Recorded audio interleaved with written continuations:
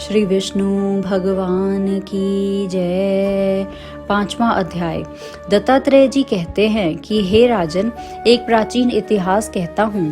भृगुवंश में ऋषिका नाम की एक ब्राह्मणी थी जो बाल्यकाल में ही विधवा हो गई थी। वह रेवा नदी के किनारे विंध्याचल पर्वत के नीचे तपस्या करने लगी।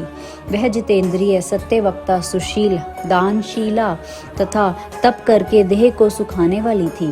वह अग्नि में आहुति देकर उच्च वृत्ति द्वारा छठे काल में भोजन करती थी। वह वल्कल धारण करती और संतोष से अपना जीवन व्यतीत करती थी। उसने रेवा और कपिल नदी के संगम में 60 वर्ष तक माघ स्नान किया और फिर वहां पर ही मृत्यु को प्राप्त हो गई।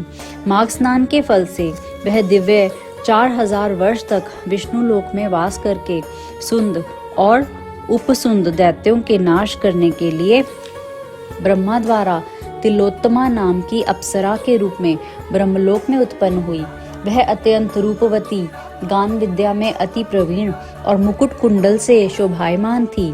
उसका रूप, यौवन और सौंदर्य देखकर ब्रह्मा भी चकित हो गए। वह कुमारी तिलोत्तमा रेवा नदी के पवित्र जल में स्नान करके वन में बैठी थी।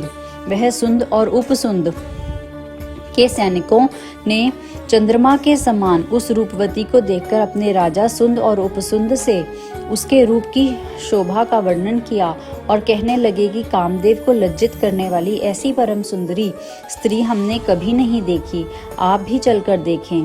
तब वह दोनों मदिरा के पात्र रखकर वहां पर आए जहां पर वह सुंदरी बैठी हुई थी और मदिरा के पान से विवहल होकर काम पीड़ा से पीड़ित हुए और दोनों ही आपस में उस स्त्री रत्न को प्राप्त करने के लिए विवादग्रस्त हुए और फिर आपस में युद्ध करते हुए वहीं समाप्त हो गए।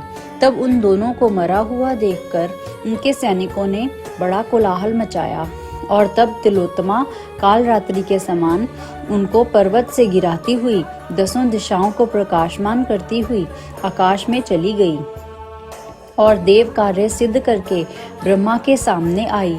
तो ब्रह्मा जी ने प्रसन्नता से कहा कि हे चंद्र वदनी, मैंने तुमको सूर्य के रथ पर स्थान दिया। जब तक आकाश में सूर्य स्थित हैं, नाना प्रकार के भोगों को भोगो। सो हे राजन, वह ब्राह्मणी अब भी सूर्य के रथ पर माघ मास स्नान के उत्तम भोगों को भोग रही है। इसलिए श्रद्धावान पुरुषों को उत्तम गति पाने के लिए यत्न के साथ माघ मास में विधि पूर्वक स्नान करना चाहिए। बोलो श्री विष्णु भगवान की जय।